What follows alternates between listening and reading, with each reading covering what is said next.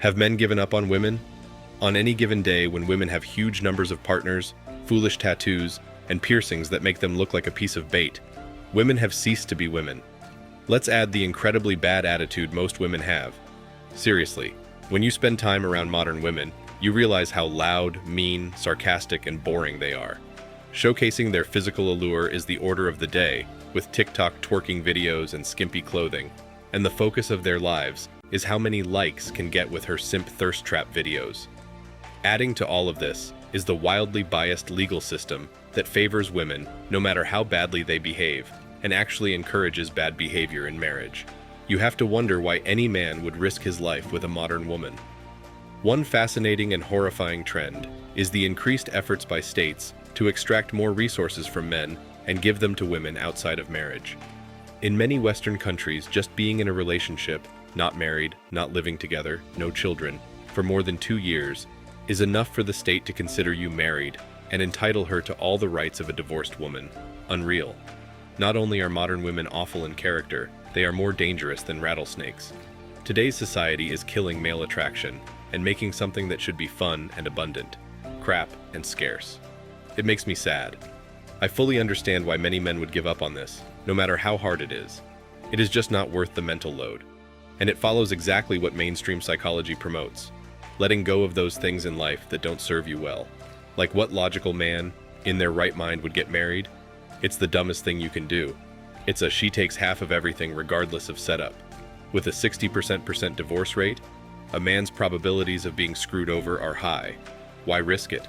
Men are forced to be distrustful, by law, in order to protect themselves. Things like this. While men were struggling to start their careers in their 20s as a group, women our age showed no interest. You wanted the older, more established man. Now that we are in our 30s and higher with solid or near-solid career paths, men consider women to be used up and near worthless as far as marriage is concerned. No man who has struggled to get a business going wants a ready-made family and all its drama. We want to marry a free woman, not one who needs the ex's approval for almost everything.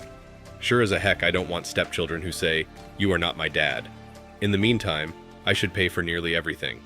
Research says the average age a woman will get married, if she does at all, is now 30.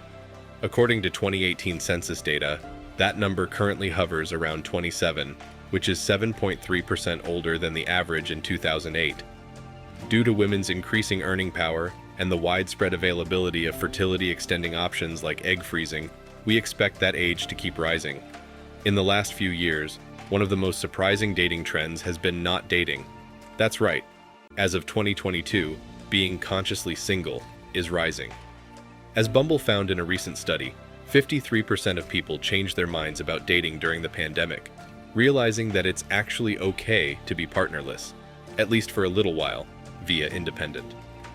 Since the beginning of the pandemic, more and more people are remaining consciously single and being more mindful and intentional about how they approach dating, explained the head of Bumble UK and Ireland, via Stylist.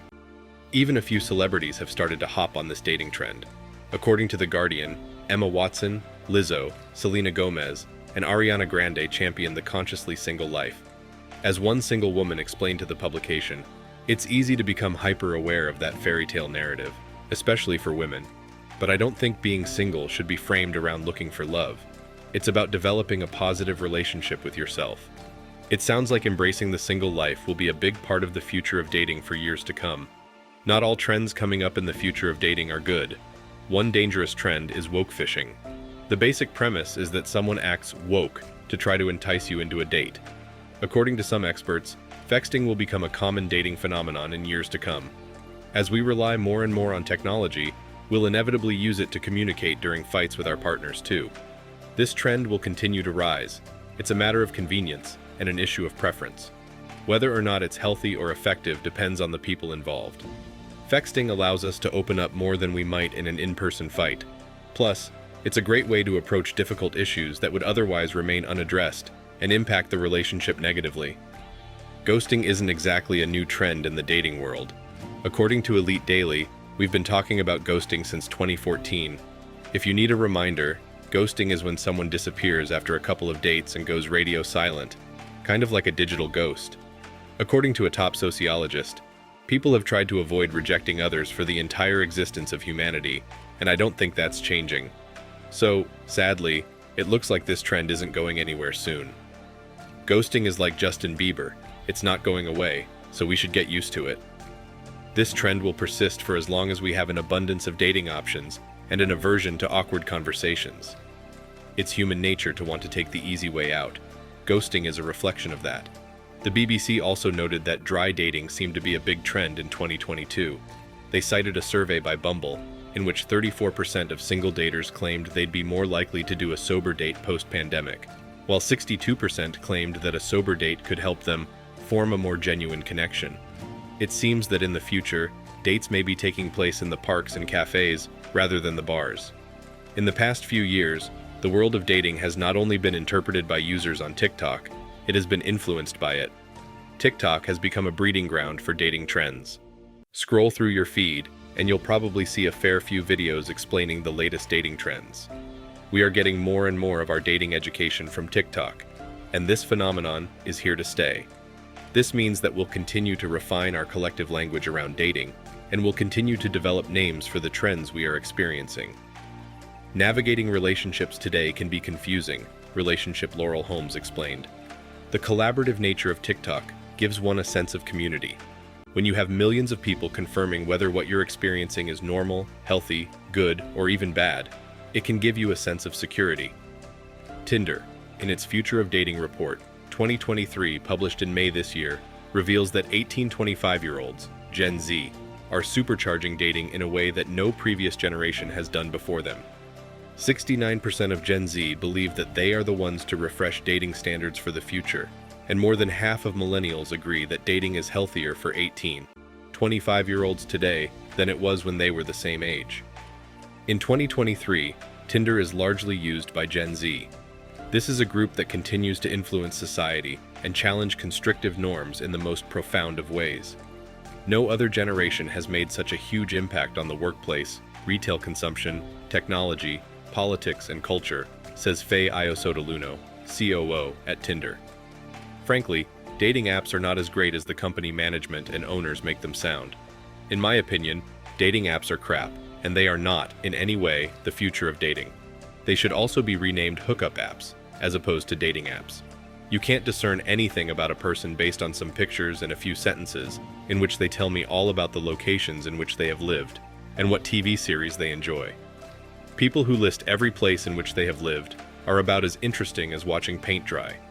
So you've traveled? Big deal. Want a cookie? Who cares where you've lived? Do you ever walk up to anyone in a bar and announce where you've lived or traveled unless you were asked? It's just a space filler. Additionally, you have to jump through hoops merely to go on a date. No thanks. I'm not particularly good at courting a screen. Frankly, some people are simply better in person than they are at texting, and talking to a screen is not the way to connect to someone. It's the McDonald's of dating. If you're desperate to eat, you can go, but don't expect anything of high quality, or anything that fulfills your needs. That is, if you're lucky to get anything to eat at all. This especially applies to guys. So, these were all the trends and predictions of dating and relationships in 2023. Let's see what the new year has in store. Thanks for watching Man Reacts. Show us your love and support by liking this video, sharing it with your friends, and subscribing to the channel. Support us and help us spread support for men around the world. Do comment and share your thoughts. We're always up for a healthy debate and discussion.